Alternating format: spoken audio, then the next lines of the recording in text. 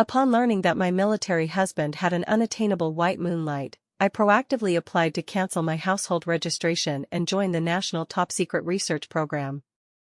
Before departing, I resolved to interact amicably with Ethan, embodying the ideal wife he desired. On the 7th-day countdown before departure, he asked me to relinquish the master bedroom in our marital home to his white moonlight, so I voluntarily moved to the secondary bedroom to make space. On the 6th-day countdown, he insisted on picking up his white moonlight even as I was drenched in rain, so I sensibly alighted from the vehicle to avoid hindering his heroic rescue. On the 5th-day countdown, he, who had agreed to watch a movie together, went to accompany his white moonlight instead, prompting me to decide on an early departure to fully facilitate their union. Upon discovering my disappearance, he frantically rushed to report it to the police, causing a citywide commotion. However, the police stated, "There is no such person as Sophia, your marital status remains unmarried. This top-secret program will commence in 1 week, at which time we will erase all your information, including requiring confidentiality from family members, effectively meaning that Sophia will cease to exist in the world from then on. Sophia, won't you be reluctant to leave your husband and son?" Upon receiving my application, even the director was stunned for a long while, as I had previously prioritized family above all else. I remained silent for a moment. They already have someone they care about to accompany them. I believe the nation needs me more. This was solely because Ethan was the youngest Special Forces captain in the Southeast Military District. With the awareness of being a military spouse, I voluntarily relinquished my scientific career to willingly serve as the backbone of his family. However, it was only later that I learned he had an excessively pampered confidant outside. Before signing to confirm, I inquired, "What about my marital relationship with Ethan?" The director coughed awkwardly twice. "It will naturally be automatically annulled, I suppose you." Upon hearing this, I hesitated not for a moment. "In that case, I voluntarily joined the Chilean program and will report on time in 1 week." Seeing my resolute attitude, the director was moved to tears. "Comrade Sophia, thank you for the sacrifice you are making for the nation. We warmly welcome your participation. In 1 more week, I would no longer be anyone's wife or mother. I only permitted them to have me for 1 more week." After vanishing without reason for a day, my phone contained only a few messages urging me to cook, with no further inquiries. The night wind chilled me to the bone, yet upon pushing open the door, the room inside was warmly blinding. Clara was holding our son while playing with paper cutting. With hatred in his eyes, the son cut out my photo from the family portrait and thoughtfully pasted Clara's in its place. My photo was torn into countless pieces, scattered on the floor. Ethan's silence could be considered tacit approval.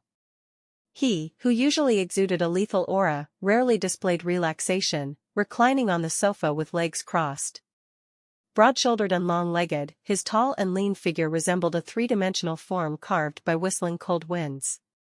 With a gentle gaze he had never directed at me, he stared at Clara and the child, occasionally responding to them. Holding the house key, I felt like an intruder who had mistakenly entered someone else's happy family. When was the last time he came home? 3 months ago? 5 months ago? If I couldn't remember, I wouldn't dwell on it. After all, our marriage was originally forced. Back then, when Ethan's father encountered danger during a border mission, my parents, living on the border, sacrificed their lives to save Richard's.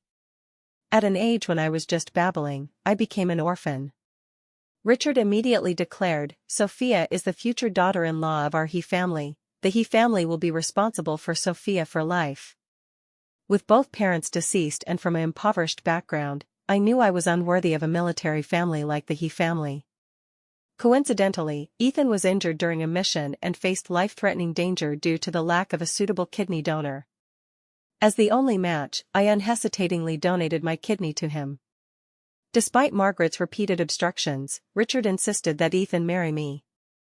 Unexpectedly, after the marriage, Ethan avoided me like the plague, and his relationship with Richard deteriorated to freezing point. I originally thought people like him were simply naturally aloof. It turned out that while I endured the aftermath on the hospital bed, Ethan gradually developed affections with Clara, the military doctor caring for him, and they privately committed to each other for life. It was my one-sided willingness to donate the kidney that disrupted their happiness. Looking at that forcibly pieced-together family portrait, Clara suddenly revealed a sorrowful expression. It's a pity that having a home is a luxury for me. During this leave, I don't even have a place to stay. She was always adept at showing weakness. Clara had lost both parents at a young age. Back then, she sought help everywhere, hoping kind people would sponsor her education. Sharing similar misfortunes, I persisted in funding her through university via part-time jobs, and through this, she met Ethan. Clara once tearfully told me she would repay me well. Her way of repayment was to follow Ethan to his unit after graduation, become a military doctor, and spend days and nights with him. In the unit, Clara spread rumors that my charity was fake, that I was untimely with money transfers, and stingy. An orphan yet portraying herself externally as the pampered young lady of the He family, utterly vain. Consequently, Ethan grew even more disgusted with me, immediately separating bedrooms after marriage. After conceiving our son from a drunken night, he thereafter remained faithful to Clara, wary of my every approach. Feeling aggrieved, Clara naturally evoked Ethan's sympathy, who promptly suggested she could temporarily stay at our home. Clara, without politeness, as if prepared in advance, pointed to my bedroom. "I think that room is quite good." Following her finger, Ethan slightly frowned but soon relaxed. "It's not impossible." The son I raised single-handedly clapped in joy. "Yay! It would be even better if Aunt Clara could become my mom." His impatient tone wished for me to move out immediately. Ethan wore a faint smile, appearing helpless yet satisfied as he patted the son's head. Accidentally making noise while placing the keys, I shattered the warm scene. The son hurriedly covered the family portrait on the table, while Ethan reverted to his cold demeanor. I knew they were waiting for me to erupt in anger. After all, I had cried and caused scenes countless times over Clara's boundaryless behavior. Honestly, it was quite pointless. Indifferently withdrawing my gaze, I couldn't be bothered. I fetched a glass of water and gulped it down as if nothing happened. Ethan was stunned for a moment, unusually initiating conversation. "Are you hungry? Shall I cook you a bowl of noodles?" In the past, if he offered a step down, I would immediately scramble to take it, as I had longed to eat his cooking. But I knew full well. The seemingly caring words were actually to divert the topic, fearing I would confront Clara. I originally didn't want to respond, blaming Ethan's piercing gaze that seemed intent on staring through me if ignored. I could only perfunctorily say, "Not hungry, I just drank my fill." Evidently, Clara failed to grasp Ethan's intentions, rising with jealousy. "I should leave." The son immediately hugged Clara's leg, wailing. "Mom is bad. As soon as you return, you drive away Aunt Clara." "Mom should get out. I want Aunt Clara to stay." A breath stuck in my chest, neither rising nor falling. Ethan reluctantly picked up the car keys, appearing unwilling for Clara to leave. See, I was the superfluous one. But it didn't matter. In one more week, I would completely cease to be an eyesore to them. Exhaling the stagnant breath from my chest, I forced a smile. "Since everyone wants you to stay, then don't leave. From now on, stay in my room." Clara looked at me in astonishment, and even the usually composed Ethan had traces of shock in his gaze. Only the son, oblivious, turned from crying to laughing. "Really? Yay. Great." Ethan's eyes flickered with changing expressions, hastily speaking before Clara could move. "No need, Clara will return after her leave. I'll find her a hotel, no need to trouble you." After 7 years of marriage, I seem to have never understood Ethan. Logically, with Clara staying here, they would be closer, and he should eagerly agree. Even Clara felt aggrieved by Ethan's unusual behavior, a tear teetering on the brink. At that moment, Ethan's thoughts unusually not on Clara, his gaze persistently followed me, as if finally noticing my anomaly. Meeting his gaze, I smiled candidly. "It's no trouble, I've accepted a job, and I won't be staying in this room anymore." Ethan's profound brows tinged with irritation. "Oh, where are you going for part-time work again?" The son muttered discontentedly. You can only cook and mop at home, earning less than $3,000 a month. If not for marrying my dad, could you live such a good life? My heart felt as if splashed with a basin of lemon water, sour and wrinkled. Richard was away year-round, and the He family had long ceased providing my tuition and living expenses. Relying on my own rough hands, I astonishingly funded my way through part-time jobs to gain admission to Peking University's School of Mathematical Sciences. The He family knew nothing of this. In 7 years of marriage, Ethan was so distant that he didn't even know what work I did. During 10 months of pregnancy, including delivery, I went to the hospital alone, supporting my belly. Nearly dying from dystocia on the delivery bed, I forcibly signed my own critical condition notice. I forewent lucrative offers, choosing a leisurely role in the team solely to raise our son healthily. Yet my son sarcastically called me a parasite. In the past, I would have poured out grievances to garner that insignificant attention. But now, I merely said calmly, no, I'm preparing to participate in. Before finishing, Clara suddenly furrowed her brows, clutching her stomach in agony. I don't know why, but my stomach suddenly hurts so much. Ethan instantly withdrew his gaze from me, kneeling on one knee to examine Clara's abdomen, anxiously asking, does it hurt here? Or here? The son, who usually had me serve him meals, nimbly fetched a cup of hot water and handed it to Clara. Aunt Clara, will drinking some hot water help? The scene before me, a family clustering in concern, was a lifelong, unattainable dream for me. It turned out they weren't incapable of caring, they simply didn't care about me. I remembered this summer was particularly stifling. After busily cooking alone, I collapsed in the living room. The son disdainfully glanced at me and continued eating. When I awoke, it was already afternoon, the dim yellow sunset rendering the living room exceptionally desolate. The son was nestled in the bedroom playing games, the table laden with remnants of a devoured meal. A week later, on our wedding anniversary, Ethan still claimed he was too busy to return home. My mother-in-law took the son to interest classes. I specially prepared many of his favorite dishes, planning to bring them to the unit as a surprise. The guard said he had long returned to accompany his loved one. Evidently, that loved one wasn't me. I learned Ethan's whereabouts from Clara's Facebook video. In the amusement park, Clara wore a playful Mickey Mouse headband, tightly embracing the son. The son held Ethan's hand and kissed Clara's cheek. From behind the screen came my mother-in-law's voice. You two lovebirds, give a hug. Ethan lightly pursed his thin lips in hesitation, but ultimately smiled faintly and drew Clara into his arms. When I rushed to the amusement park, I coincidentally saw them exiting joyfully. I hid behind a tree, mere steps from Ethan. Even over the phone, I could hear the son's noisy screams and Clara's cloying laughter. I dearly hoped Ethan would tell the truth at that moment, not lie. But he said, new recruit training, still busy. Biting my lip until it bled, I clutched the phone and replied, okay. This world is full of illusions, only pain never lies.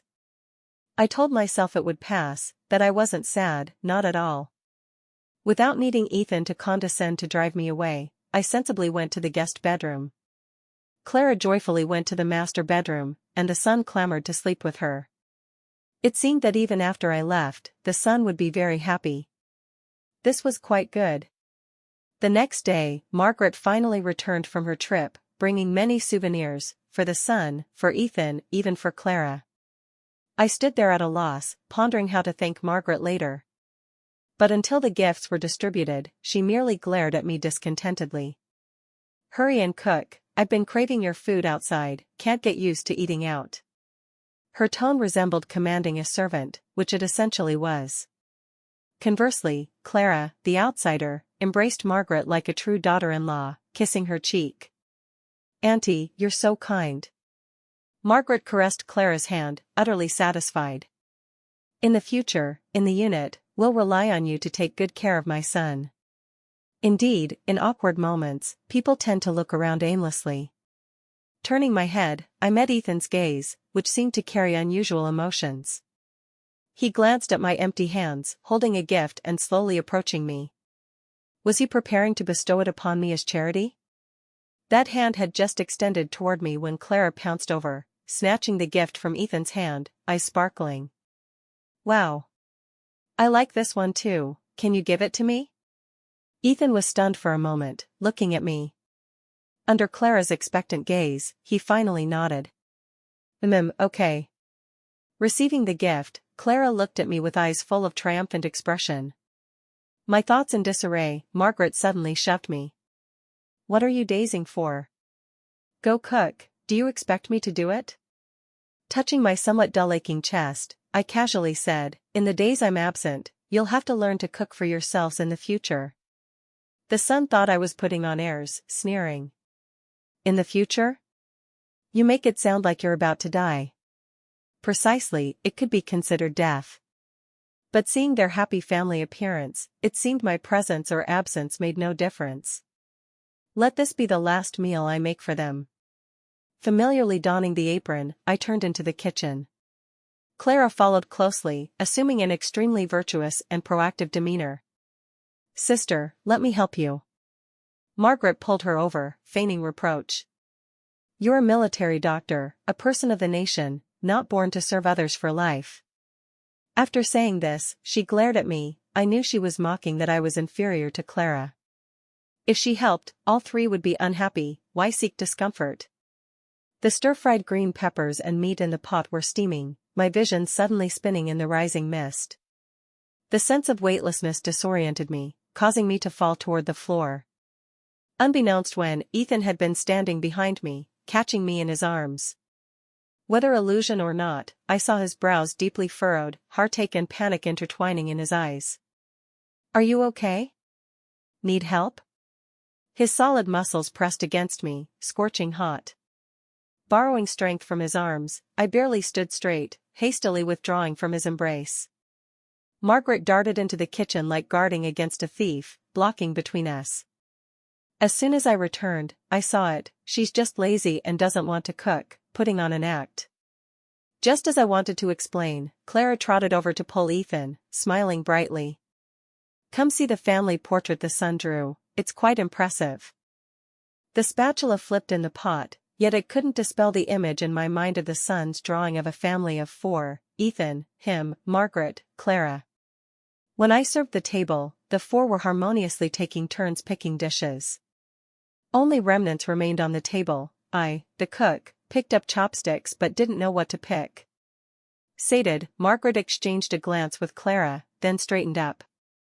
Sophia, there are some things I must clarify with you. She produced 2 items, one was the divorce agreement between Ethan and me, the other a bank card with 10,000 deposited. You know the disparity in status between you and my son, your job is unpresentable. Now my son has found true love, my grandson dislikes you, and I've long been dissatisfied with you. Hearing this, I already understood. Turning to Ethan, his eyes downcast, no particular emotion visible under long lashes. My heart sank completely, with the Chilean program about to start, it was time to conclude everything. I set down the chopsticks. Perfect, I also have something to say to you all. Margaret immediately impatiently gestured to stop. No need for your entangling words, I'll speak first. She pushed the divorce agreement and bank card toward me. Back then, your parents sacrificed their lives to save Ethan's father. We are grateful, but we've raised you in the palm of our hands, so this debt is repaid. Donating a kidney to my son was your voluntary act, not a sacrifice. Moreover, my son aggrieved himself by marrying you. We don't seek repayment for our kindness, just let my son go, or I'll kneel to you. Saying this, she feigned kneeling, determined to force me to sign the divorce agreement. I mercilessly exposed her. No need for theatrics, I'll sign. In Ethan's slowly widening eyes, I unhesitatingly picked up the pen. The second I signed my name, I even felt relieved. Finally, no need to actively bear the guilt of abandoning the marriage. Finally, it was over. The son raised his hands joyfully. Yay! I can finally get a new mom. Clara, excited, disregarded reserve and immediately tried to hold Ethan's hand for their union. This marriage cannot be dissolved. Ethan sidestepped to deliberately avoid Clara's touch, reaching over to snatch the divorce agreement. Under everyone's astonished gazes, the agreement deformed in his hands, tore, and scattered as fragments throughout the room. "Brother Ethan, what are you doing?" Clara, flushed red, covered her face and ran to the bedroom. Margaret slammed the table in anger. "Are you crazy? Isn't this what you've always wanted?" Ethan, with a somber face, explained after a long pause, "I'm in a career ascent period now. If divorced, how will the leaders view me? How will they view Clara?" I thought he genuinely didn't want the divorce. Ultimately, it was for Clara's reputation. Let him be, even without signing. Once I left, it would automatically annul anyway. Amid the clamor, I left alone. Hailing a cab, I went to the frequently visited traditional Chinese medicine clinic, where I often bought medicine for Richard. Since his injury, his chest ached piercingly on windy or rainy days. I consulted all relevant experts, only this clinic's herbal medicine was particularly effective. Without waiting for his leave, I would prepare some in advance for him to take back to the barracks.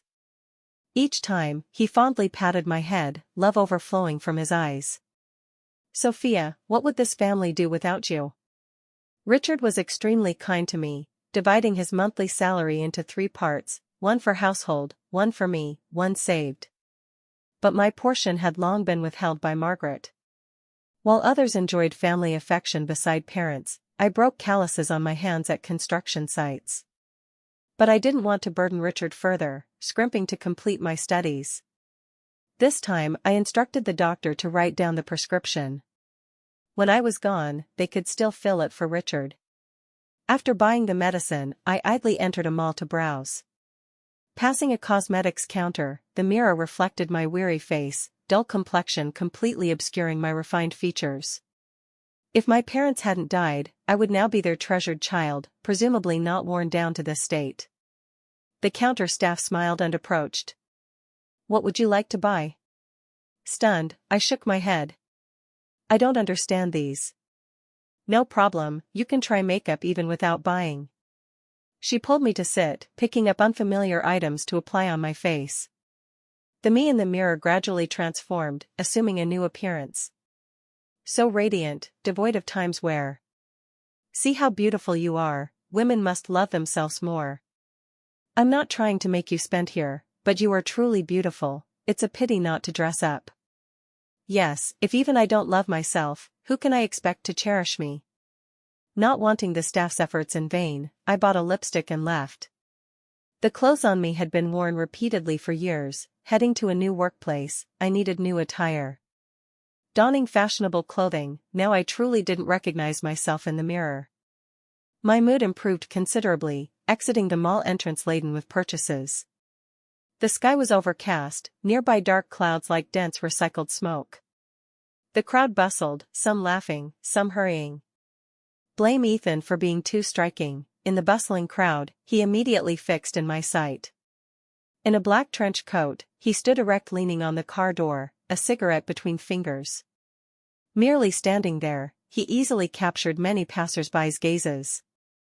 Upon first seeing me, he hesitated half a day before recognizing. The man who moments ago seemed above all hastily extinguished the cigarette, pausing. "I saw the sky about to rain, so I came to pick you up." As if explaining, fearing I might harbor unwarranted fantasies about his sudden concern. It was unnecessary. Ethan's ear tips inexplicably tinged red. After silent half a day, he spoke. "You look quite beautiful today." Having devoted heart and soul to this family for years, he never glanced once, yet now spared praise. However, my heart was already unruffled, politely smiling. "Thank you. Get in, I'll drive you." This was my first time in his car, also the last. Opening the passenger door, a row of Mickey Mouse dolls Clara liked met my eyes, the seat labeled Little Cuties Exclusive. Sensibly turning to the back seat, Ethan frantically tossed all dolls to the back and swiftly tore off the label. "Clara is young, playful, won't let her do this anymore." He patted the passenger seat, tone brooking no refusal. "Sit here." I didn't intend to argue further, bending to sit. Just settling, he suddenly leaned over, arm crossing my chest, half enclosing me in his embrace. faint tobacco scent drawing nearer, he reached for my seatbelt. Whether nervous or otherwise, I clearly felt his body trembling, failing to align the buckle for half a day. I sighed, taking and buckling it. I can do it myself. He faintly responded. The pattering heavy rain arrived abruptly, blurring the streetscape. Never before alone with him in such enclosed space. I could even smell his clear scent, carrying a soldier's characteristic severity. He occasionally glanced at me, finally unable to resist breaking the silence. What did you buy? Belatedly realizing, I set down the medicine in my arms. Oh, traditional Chinese medicine for your dad. And this is the prescription, I'll put it in the armrest box for you, future medicine purchases are up to you. The car abruptly braked. Ethan stared ahead, hands gripping the steering wheel tightly. His voice hoarse, why does it feel like you're giving last words? Disappearing from this world could be considered last words. Actually, you don't need to be so tired, you can speak out, let me share the burden. He turned, profound enigmatic eyes bright then dim. Share my burden, must be the heavy rain making me mishear. Sophia. I faintly responded. Let's chat. But I had nothing to say. I didn't reply, leaning sideways on the window, closing eyes to rest. The noisy rain amplified our silence. I was awakened by Ethan's phone ring, even through the screen, I heard Clara's noisy voice. It's raining so hard, I'm trapped here, what to do, brother Ethan, I'll catch a cold if drenched. Peripheral vision glancing at Ethan, he was also assessing if I was awake. I'm inconvenient now, take a cab first. No way, can't get a cab now, fine, get drenched then. Hanging up, Ethan was distracted, even running a red light. I didn't want to die in his car before devoting to the nation, finally breaking silence. It's fine, drop me here, go pick her up. It's not far anyway, I'll walk back. Such heavy rain. Ethan's face conflicted, finally deciding. How about this, there's a bus stop ahead, wait there, I'll come pick you up later. Just closing the door, the car accelerated away into the rain curtain. I didn't look back, running to a nearby convenience store to buy an umbrella, returning alone. See, one can take care of oneself alone. Back home, I began packing luggage. It seemed no need for a week, I could leave now. However, circling the house, it was full of their traces. Belonging to me, there seemed nothing. Finally, under the cabinet, in layers of plastic bags, I found my marriage certificate with Ethan. Evident how much I cherished it back then. In the photo, I wore a silly smile, Ethan a bitter face. The only memory was so unpleasant. The family portrait with me had been torn by the sun. Lighting the lighter, watching our photo on the marriage certificate gradually turn to ashes in the flame. From then on, even recalling me, they couldn't find a trace of mine. Mutual relief, truly good. Soon, sounds from the living room, mixed with Clara's coquettish voice. Brother Ethan, you're so good, you always appear first at my side. To their displays of affection, I was long accustomed. But this time, Ethan said, you're a guest, it's proper. The living room fell silent. After a while, Ethan knocked on my door. I ignored, wrapping the blanket tighter, resenting the disturbance of my sweet dream. Next morning, my phone had Ethan's message, sent at 3 a.m. Yesterday was my fault, I bought 2 movie tickets, let's go together. In years of marriage, the little romances he often had with Clara never occurred with me. This was his first initiative to invite me to a movie. I thought, since leaving, at least say something to him. When the movie ends, we should part. In the end, waiting until the movie ended, Ethan still didn't come. Each time serious, each time a lesson, each time disappointment. Until staff left work, Ethan finally messaged. Clara got drenched yesterday, ill today, I'm with her at hospital. Tomorrow, I'll take 2 more days off to accompany you properly. But we had no tomorrow. Whenever Clara appeared, he always unhesitatingly chose her. Even if this time he initiated inviting me. I had foreseen this, so notified the director in advance to pick me up. Returning home, no one was there, all rushed to hospital to accompany Clara. That goodbye, no one said. I took nothing, only changed into new clothes, properly tidying myself. The car slowly arrived, the director with a worried face welcoming me. As if reluctant, he asked. Sophia, I give you one last chance. Are you sure to completely sever from your family, henceforth companion to research? This choice, I made in my previous life. Then, I chose family, unrepentantly becoming a housewife. As time passed, Ethan grew increasingly annoyed with me. When life's burdens broke my health, Margaret forced divorce, the son despised my uselessness. I watched helplessly as Ethan and Clara united, angering me to vomit blood. On bed with last breath, Ethan married Clara in a grand wedding. The son full of mockery and disdain. You should have died long ago, delaying my dad and Clara mom for years. Upon learning my death, long-deceived Richard vomited blood and died before my small grave. In this life, I won't repeat mistakes. Ethan, this time I don't want you. With firm gaze at the director. Please trust my determination, I'll devote my life to the nation, without regret. The director's eyes moistened, holding my hand. Comrade Sophia, no, your codename is now Red Eagle, welcome to the Chilean program, becoming one of us. The moment I boarded the car, I was completely from a different world than them.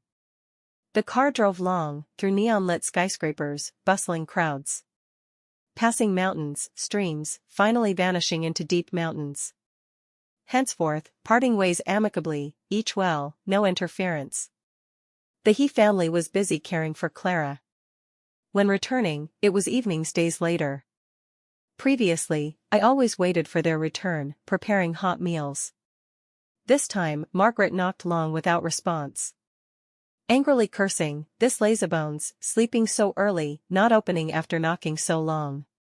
Several stamped feet in cold outside, finally awaiting locksmith. Pushing open, the house cold and desolate. As when they left, so now. Unwashed dishes lay quietly in sink, moldy. The son hungrily yelled, "Why didn't Mom cook?" "I don't want takeout, I want Mom's cooking." Margaret ached dearly, another tirade. Where did Sophia die off to? Not cooking, rebelling. Ethan felt faint unease rising inwardly. Fingertip wiped windowsill dust, evidently no one home these days. Thick fear like the night enveloped him, he finally recalled. I arranged to watch movie with her, I forgot, she couldn't be angry, right? He searched the house several times, even storage room, finding no trace of me. Clara aggrievedly poked fingers. Sister wouldn't be angry that you all accompanied me and ran away, right? Margaret opened drawer, slamming my ID on table, assuredly. Documents here, how could she run, does she have that ability? Moreover, no maternal home, where could she go? Ethan gripped phone dialing my number, heart tightening. Until my ringtone sounded in guest bedroom. Everything there, except me. The son long famished, clutching stomach crying, "No, I want food." Margaret smiled awkwardly at Clara. How about trying your cooking today? Clara had grown accustomed to my service over years, extremely unwilling but soon smiling. Of course. Turning, she muttered curses, dumping half-bag salt while cooking. Viciously, to be your daughter-in-law, not your nanny. This masterpiece, son spat after one bite, Margaret gagged rinsing mouth.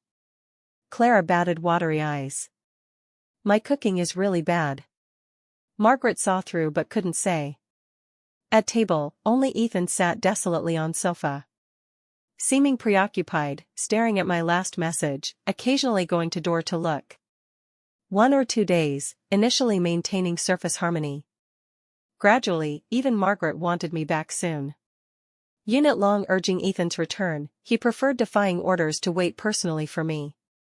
Finally, family couldn't sit still, rushing to police to report. Comrade police, I suspect my wife was kidnapped. Ethan flustered, pinning last hope on police. Police asked about my name, height, age, appearance, work unit. Ethan stammered long, realizing besides my name, he knew nothing else. Even police were speechless. Seeing you flustered saying to find wife, thought you cared much, but don't know basic info? Ethan flushed, finally recalling to produce the marriage certificate. Police searched system, finally oddly glancing at Ethan. This certificate fake? No such person as Sophia. Look clearly, stamped clearly, Sophia is my wife. Ethan lost usual composure, anxiously roaring. But your marital status is unmarried. Then police advised Margaret, perhaps his mental stress too great, suggest seeing psychiatry. One sentence, all silent. Couldn't be all hallucinating, imagining Sophia out of thin air. Ethan stunned in place, usually erect figure slumping. The son stood there tangibly, yet this marriage seemed his dream. As if Sophia never existed. Margaret pondered, eyes brightening. Isn't this perfect? Saves divorce, hurry marry Clara, both first marriage. Clara shyly twisted close hem. No need too grand, as long as with brother Ethan, I'm willing anything. When did I say to marry Clara? Ethan coldly interrupted. His gaze at Clara never so cold, like at an irrelevant person. My wife is only Sophia. Saying this, he turned out, got in car. Clara chased relentlessly behind, falling and bloodying chin, Ethan not glancing back. All methods tried, last resort. Ethan, years without calling father, initiated breaking ice calling Richard. Informed Richard rushed home overnight, raging. I'm just busy in barracks, not dead, what have you done behind my back? If anything happened to Sophia, I'll sever ties with all. Pointing Margaret's nose, hating gnashing teeth. If not Sophia's parents saving me, you'd be orphans and widow, you dare force her divorce. Glaring at Ethan, eyes full of killing intent. If not Sophia disregarding health donating kidney, your grave grass would be tall. Then he slapped the son always pampered. When your mom had dystocia birthing you, she unhesitatingly told doctor save child not adult, what right to despise her? And you? Gnashing pointing Clara. Knowing my son married, still entangling, shame your military doctor. Roll now, don't appear in my home again. Clara crying open door, every 3 steps looking back, but never Ethan's retention. All dared not speak, even son silent. Due to overexcitement, Richard's old ailment struck fiercely, clutching chest on sofa unable to rise long. Ethan as if recalling, took out the herbal medicine I prepared. Looking at the packets, Richard couldn't hold back moist eyes. Opening package, a neatly written farewell letter fell out. Dad Richard, this is my last time calling you Dad. Thank you for years of care. For my parents' death, I never blamed you, sacrificing for defending nation's soldiers, they surely willing, no regret. Ethan and I fade exhausted, no need force. My only concern is you, please must take care, live long. Don't inquire my whereabouts. Don't miss, Sophia. Letter unread finish, Richard already tears streaming. He flung letter heavily at Ethan's face. See what you've done. Ethan scrambled picking letter, under long lashes eyes following words, faintly tears glimmering. Clutching letter, eyes down, he knelt thud before Richard. Growing up together, I knew his pride thoroughly. He never begged his father. Even today's achievements from own step by step, blood and sweat. But now, devoutly kneeling at father's feet. I know wrong, I beg you, help find her. I'll apologize face to face, seek forgiveness. Richard then showed slight better face. You better. However, Richard contacted all connections, still nothing. No way, he shamelessly called old superior. Soon call back. Ethan full expectation, got thunderbolt. There earnestly, even my position can't find, think what it means, you should understand. Richard immediately comprehended, slapping Ethan's face. You and her, completely no fate. No need search more, give up, roll back to unit. But Ethan disbelieved. He didn't believe I loved him so, yet could heartlessly part forever.